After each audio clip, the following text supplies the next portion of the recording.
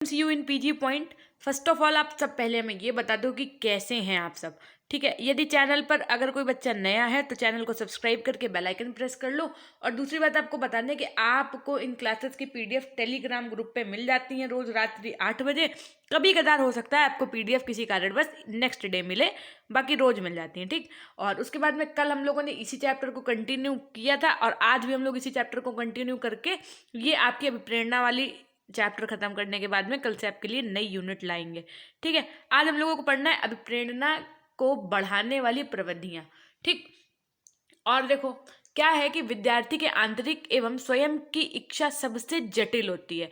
इसमें शिक्षक की भूमिका महत्वपूर्ण होती है। भाई, शिक्षक के सहयोग से ही विद्यार्थी की आंतरिक इच्छा को प्रेरणा मिलती है और बालक अथवा छात्र इसी के आधार पर प्रेरित होकर कार्य करता है। अभिप्रेरणा की वृद्धि के लिए वह विद्यार्थियों को अभिप्रेरित करके जागरूक करता है तथा इसी अभिप्रेरणा के द्वारा विद्यार्थी कार्य करते हैं।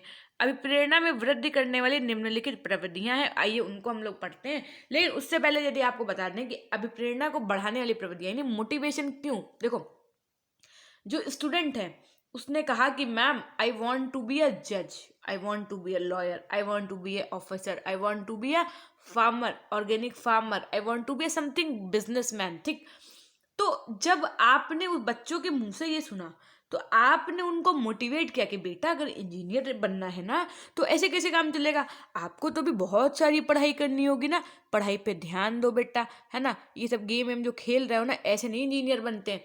इंजीनियर्स ने ये गेम्स बनाए हैं तो इसलिए सबसे पहले तो अगर इंजीनियर बनना है तो आपको ऐसे ऐसे करना होगा, इतने आवर्स पढ़ाई करनी होगी, अच्छे मार्क्स लाने होंगे, तभी तो मम्मा पापा आपको बाहर भेजेंगे पढ़ने के लिए। तो ये जो आपका काम है, यानी कि आप टीचर हैं, आप बच्चे को किस प्रकार मोटिवेट कर रहे हैं, है ना, किस प्रकार से उनको अभी प्रेरित कर रहे हैं, ये आपके ऊपर निर्भर करता है। भाई आप लोग भी भावी शिक्षक हैं, आप लोगों के भी समक्ष ये सब चीजें आएंगी कि बच्चे को आपको भी मोटिवेट करना होगा। ठीक, फिर देखिए पुरस्कार एवं दंड क्या होता है जब बच्चा कोई अच्छा काम करता है। जैसे क्लास में कोई आपने क्या करवाया, कंपटीशन करवाया, उसमें बच्चा जो जीत गया, यदि आप उसको पुरस्कार देंगे तो उसके अंदर क्या होगा, एक बढ़िया मोटिवेशन टाइप फीलिंग होगी। मान लो आपने क्रिकेट का टूर्नामेंट स्कूल में करवाया आपने, ठीक है, जो बच्चे जीत गए, जो टीम जीत गई, आपने उनको क्या दिया, ट्रॉफी दिया। तो अब बच्चे को क्या मोटिवेशन मिलेगा, अगर किसी का स्पोर्ट्स में इंटरेस्ट होगा ना, वो सोचेगा अरे वैसे तो हर लड़का जो है सचिन तेंदुलकर बनना चाहता है, लेकिन तब उसके अंदर एक और मोटिवेशन आएगा कि नहीं हम लोग ये भी कर सकते हैं। यानी कि जब आप किसी काम को अप्रिशिएट करते हैं तो उसके अंदर का जो मोटिवेशन होता है, जो सेल्फ कॉन्फिडेंस होता है, वो बच्चे का अपने आप बढ़ जाता है। जैसे जैसे मान लो कोई बच्चा है, वो टेस्ट में आए दिन 10 में केवल 7 नंबर, कभी 6 नंबर 10 में ले लाता था, है ना, कभी 6 नंबर लाता था, कभी 7 नंबर लाता था। एक दिन ऐसा हुआ जब उसके टेस्ट में 10 में से 10 नंबर आ गए, आपने उसको बुलाया साथ में, 10 में से 10 नंबर पे गुड और दे दिया आपने उसको, आपने उसकी बहुत अप्रिसिएशन, आपने उसको बहुत अप्रिशिएट किया कि बेटा वेल डन बच्चा, कीप इट अप, आप ऐसे ही पढ़ाई करोगे तो एक दिन ये बन जाओगे, एक दिन आप अपने गोल को रोक पाओगे। तो उसको कोई नहीं रोक सकता है आगे बढ़ने पर। एक बार कहते ना उसको चस्का लग गया फर्स्ट आने का, 10 नंबर लाने में इतना उसको मान जो है मिल रहा है ना, 10 उसके दोस्त और भी बोल रहे हैं उससे, तो वो क्या करेगा, वो आगे से और मेहनत करने का प्रयास जारी रखेगा। ठीक है, फिर होता है पनिशमेंट, यानी अगर आप किसी बच्चे को दंड दे रहे हैं तो भी उसको हीन भावना महसूस होगी और वो आगे से कार्य को क्या करेगा, और बेहतर तरीके से करने का प्रयास करेगा। ठीक, तो ये सब चीजें किसके अंतर्गत आ गई, आपकी मोटिवेशन के अंतर्गत। प्रशंसा एवं निंदा, जब प्रशंसा, वही मैंने अभी बोला ना आपको, एप्रिसिएशन, ये जीवन का एक नियम है, आप मानिए मेरी बात, वो ये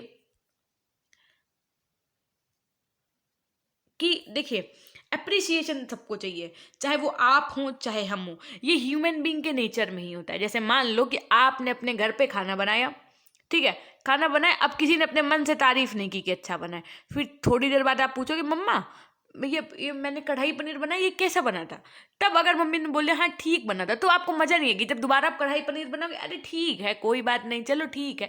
लेकिन अगर मान लो आपने खाना बनाया, जब सर्व किया तो पापा ने बोला भाई आज की सब्जी तो बड़ी यमी यमी बनी, बहुत टेस्टी बनी है, किसने बनाया है, तब आपकी मम्मा ने बोला अरे इन्होंने बनाया यार, अरे वाह बेटा बहुत अच्छा बना, तो आपको एक अलग एक मोटिवेशन मिला। अब अगली बार जब कढ़ाई पनीर बनना होगा ना, तो फिर यही होगा कि लाओ यार हम बनाए, क्यों, क्योंकि आपको अप्रिसिएशन मिला है।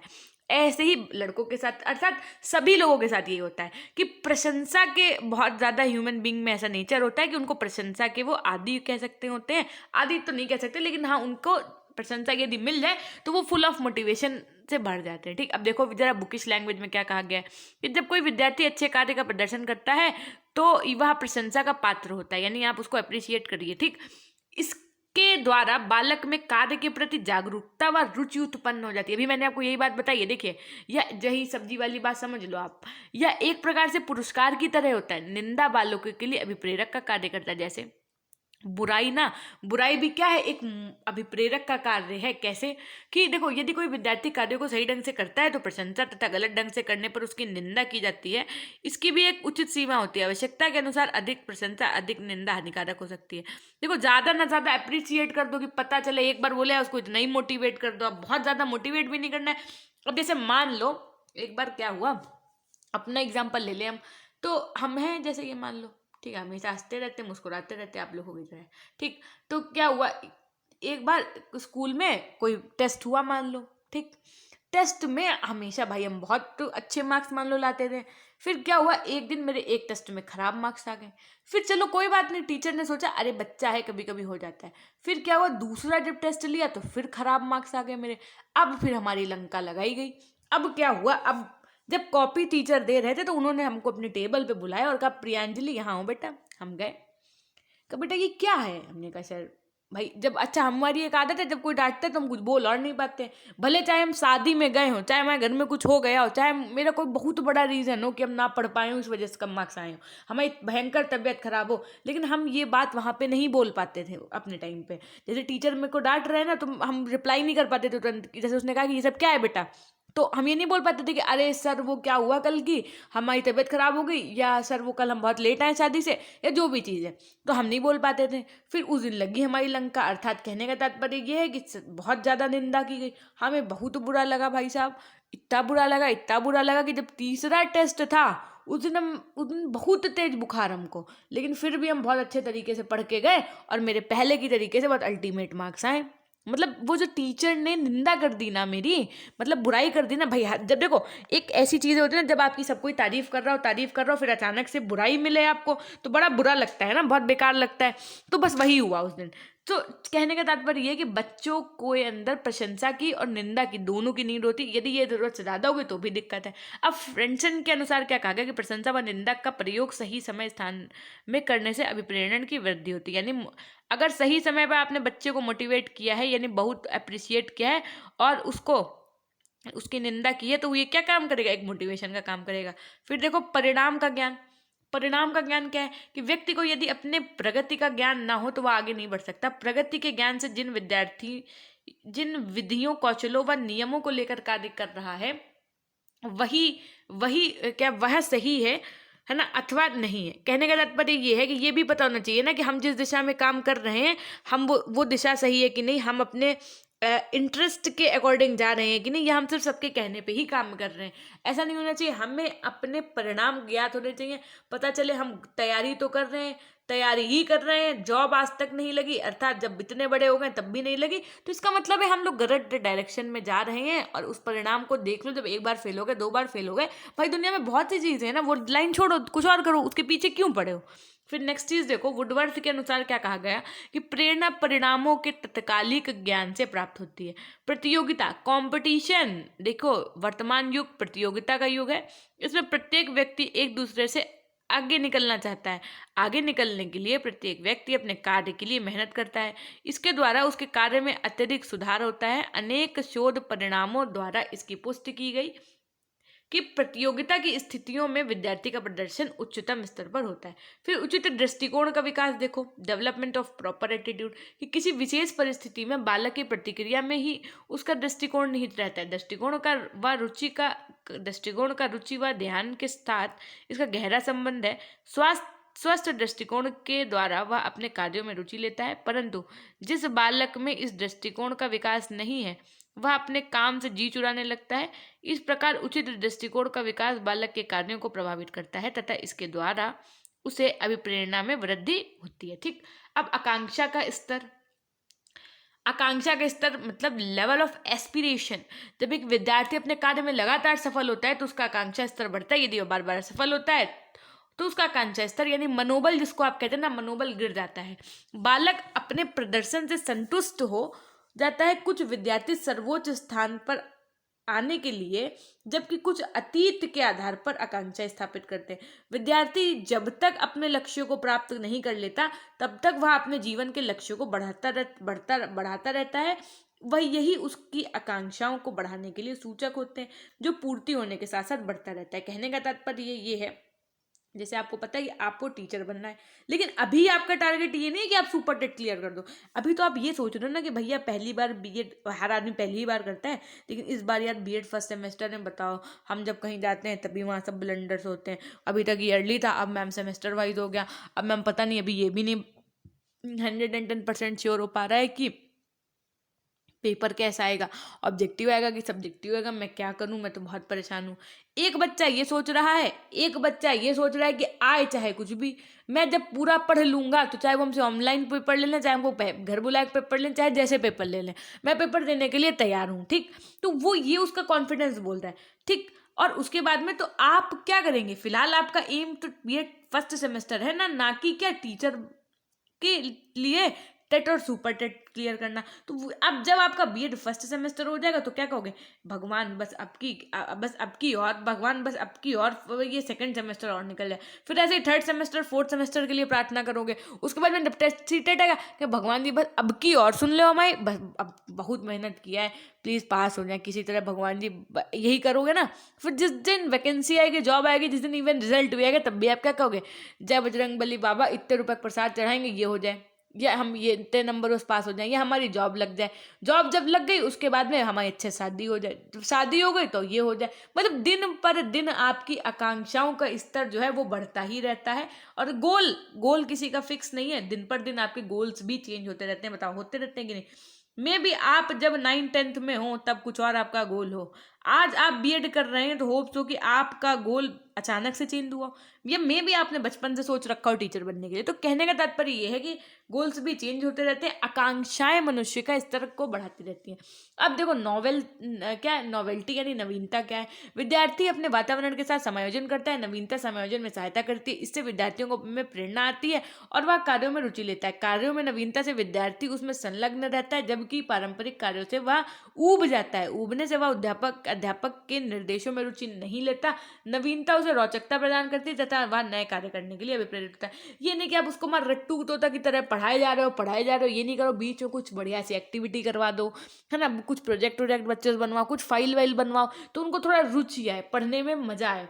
नए ज्ञान को पूर्व ज्ञान से संबंधित करना, यानी कि जो बच्चा पहले वो चैप्टर पढ़ चुका है, जो सीख चुका है, उसको जो आने वाला चैप्टर है उससे रिलेट करके पढ़ाना। इंटरेस्ट, बच्चा किस में इंटरेस्ट ले रहा है, उस प्रकार से पढ़ाओ उसको, उसके अंदर मोटिवेशन लाओ। लक्ष्य निर्धारण, बच्चों का गोल डिटर्मिनेशन, यानी लक्ष्य निर्धारण अभिप्रेरणा के रूप में कार्य करता है। इसकी सहायता से विद्यार्थी अपने कार्यों में सुधारता है ना, कार्यों को सुधारता है। उसके अंदर यदि विद्यार्थी किसी कार्य के लिए लक्ष्य निर्धारित करता है तो वह उसे प्राप्त करने के लिए असीम प्रयास करता है तथा वह प्राप्त कर लेता है। इस प्रकार लक्ष्य निर्धारण कार्य को सीखने में सहायक करता है तथा यह उसके लिए अभिप्रेरणा क्या कार्य करती है। अब अभिप्रेरणा का शैक्षिक महत्व क्या है, आइए ये जानते हैं। अब आपको बहुत अच्छे से पढ़ना है, क्योंकि आप क्या हैं? एक शिक्षक हैं। जी हाँ, शिक्षक होंगे नहीं, शिक्षक हैं मेरे लिए। सो बहुत अच्छे से पढ़िएगा। पहला, अधिगम में प्रोत्साहन के लिए बच्चों को लर्निंग के टाइम पे, बच्चा जब कुछ सीख रहा है लर्निंग के टाइम पे प्रोत्साहन बहुत जरूरी है। जीवन में मोटिवेशन बहुत जरूरी है। अनुशासन विकसित करने के लिए, यदि बच्चा मोटिवेट रहेगा ना तो उसके अंदर उलूल जुलूल चीजें नहीं आएंगी। अर्थात वो क्या, उसके अंदर जो चीजें हैं ना, वो बहुत सुलझा हुआ आदमी, जो सुलझे हुए बच्चे बन जाएंगे ना, तो वो आपके सामने जो क्या कहते हैं ना, फालतू के क्वेश्चंस वगैरह होते हैं, है ना, और भी बहुत सारी चीजें होती हैं, वो सब नहीं करेंगे। कहने का तात्पर्य यह है, एक बार बुकिश लैंग्वेज पढ़ लो, कि अभिप्रेरणा छात्रों में स्व अनुशासन की भावना का विकास करने में भी अति महत्वपूर्ण भूमिका निभाती है। मनोविज्ञान के ज्ञान के प्रभाव के फलस्वरूप स्व अनुशासन की भावना विकसित करने पर आज सर्वाधिक बल दिया जा रहा है। अतः स्पष्ट है कि उपयुक्त अभिप्रेरकों के माध्यम से छात्रों को वांछित व्यवहारों का अभ्यास कराने से छात्र में स्व अनुशासन की भावना का विकास किया जा सकता है। फिर देखो, व्यवहार में वांछित परिवर्तन के लिए ठीक, मार्गदर्शन के लिए, अधिकाधिक ज्ञान अर्जन के लिए क्रो ने क्या कहा, देखो, अध्यापक विद्यार्थियों में प्रतियोगिता की भावना को विकसित करो। समझो आपको क्या कहना है। जैसे मान लो दो बच्चे हैं, राम मान लो है और श्याम है। आपने कहा वेल डन श्याम बेटा, कीप इट अप। अब राम को तो बुरा लग रहा है, क्यों? क्योंकि अभी तक तो राम की तारीफ मैम करती थी, अब लेकिन श्याम की कर रही है। तो राम के अंदर कहीं ना कहीं क्या आया, कंपटीशन की भावना आई कि नहीं आई? अब जैसे रोज हम बोले, रोज हम क्लास में केवल सिम्मी सिम्मी सिम्मी करें, या मान लो हम जो खुशबू खुशबू खुशबू की बातें करें केवल, तो आप लोगों को भी बुरा लगेगा कि ना, जो बच्चे और भी पढ़ रहे हैं क्या, कि कमेंट्स तो यार हम भी रोज करते हैं, मैम हमारा नाम नहीं लेती हैं कभी, हमेशा सिम्मी खुशबू, है ना, और क्या कहते हैं, लक्ष्मी, नीलम, पूनम, रीता, गीता, सुनीता, बबीता, इन्हीं के नाम लिया करती हैं, हमारा नहीं लेती है, तो बुरा लगेगा ना। तो वो बुरा लगना नहीं होता है बच्चों, उसको ही कहते हैं क्या, उसी को कहते हैं कंपटीशन वाली फीलिंग लाना।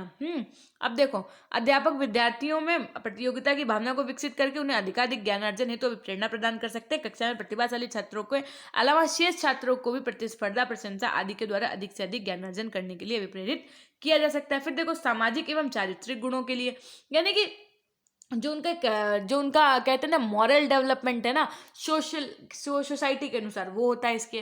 फिर उच्च आकांक्षा के लिए, यानी कि शिक्षा में उच्च सफलता प्राप्त करने के लिए बालकों को उच्च आकांक्षा स्तर की आवश्यकता होती है। बगैर उच्च आकांक्षा स्तर के बच्चे उच्च स्तर का शिक्षा या अधिगम संबंधी विकास नहीं कर सकता। साथ ही इसके लिए स्वस्थ मनोवृत्ति की भी आवश्यकता होती है। तो छात्र में स्वस्थ मनोवृत्ति के विकास करने के लिए, उच्च आकांक्षाओं की दिशा में उत्साहित करने के लिए अध्यापक को पर्याप्त तथा उचित अभिप्रेरकों के प्रयोग करना चाहिए, ताकि बालकों में उच्च सामाजिकता, सहयोग, निष्ठा, सद्भाव एवं मानसिक व्यापता आदि का विकास हो सके, एवं वह उच्च शैक्षिक उपलब्धि के साथ साथ समाज में अपने श्रेष्ठ को प्रदर्शित कर सके। अब इसी तरह रुचि का विकास है, अधिगम के नियम और प्रेरणा, है ना, तो ये सब चीजें आप जैसे मानसिक विकास के लिए सहायक है, लक्ष्य प्राप्ति के लिए सहायक, तो ये चीजें आप आराम से नॉर्मली पीडीएफ के माध्यम से पढ़ लीजिएगा। कुछ भी इतना टफ नहीं है ये कि आपको समझ में ना आए, ठीक है, ये वही सेम पॉइंट है, बार बार आपको वही बात बताई गई है। तो ये थी हमारी आज की कक्षा। और अब आपको मैं बता दूं कि आप पीडीएफ के लिए हमारे टेलीग्राम चैनल से जुड़ जाइए। टेलीग्राम चैनल का लिंक आपको डिस्क्रिप्शन बॉक्स कमेंट सेक्शन में पिन हुआ मिल जाएगा। और अब आपको बहुत बहुत सारी बधाई कि यहाँ पे 868 नहीं 1K सब्सक्राइबर्स हो गए। So thank you so much to all dear aspirants who are the part of my this family. Means to say that कि आपकी ही वजह से आज ये चैनल इतना ग्रो कर रहा है। और इवन आपके टेलीग्राम चैनल पे आज हमारे साथ 1000 लोग जुड़ चुके हैं। यानी कि अब आपका ये जो पीजी पॉइंट का परिवार है ये 1000 साथियों का हो चुका है। और आशा ही नहीं है, तो विश्वास है कि आगे भी बच्चे आते रहेंगे और जो यहाँ पे निःशुल्क शिक्षा दी जा रही है उसका फायदा, उसका लाभ वो भी उठा सकेंगे। ठीक, तो बहुत बहुत बधाई आप सभी के लिए। ये मेरे लिए नहीं, ये आप लोगों के लिए एक बहुत बड़ी अचीवमेंट है। आप ये मानिए ये चैनल मेरा ही नहीं, यहाँ ये चैनल हमारा है, क्योंकि आपसे हम हैं, ठीक, और हमसे शायद आप हैं। सो ये चीज़ें हैं कुछ जो बहुत मोटिवेट करती हैं जीवन में, चाहे आप हों या हम। और हमेशा की तरह आज लिख दो जरा एक बार अपनों के लिए फिर से क्या मतलब रोज ही लिखवाती हूँ मैं, तो बहुत ढीठ हो गई हूँ ना मैम, तो यार रोज ही यही काम करवा लेती है ना बच्चे प्यार से मार से। तो देखो हमेशा खुश रहिए, मुस्कुराते रहिए, कभी अपने लिए तो कभी बोलो फटाफट से अपनों के लिए। Till then take care, bye bye. मम्मा पापा दादी दादू चाची चाचू फैमिली मेम्बर्स को मेरा प्रणाम बोलिएगा। मैम के हिस्से का आशीर्वाद लेके एक गुल्लक बना लो ना, जैसे होती है ना पिगी बैंक, उसमें भर के रख लो। जब हम मिलें या कुछ हो तो पिगी बैंक हमको देना कि ये रहे मैम आपके आशीर्वाद। ठीक, सो मेरा आशीर्वाद ले लीजिएगा। बाकी सबका ध्यान रखिएगा, अपना भी ध्यान रखिएगा। और thank you so much to all dear students who are being the part of the class. आप हमेशा क्लास देख रहे हैं और उनको भी बहुत बहुत सारा थैंक यू। जिनको समय नहीं मिल रहा है वो बाद में देख रहे हैं या बाद में जुड़ रहे हैं कक्षा से। ओके।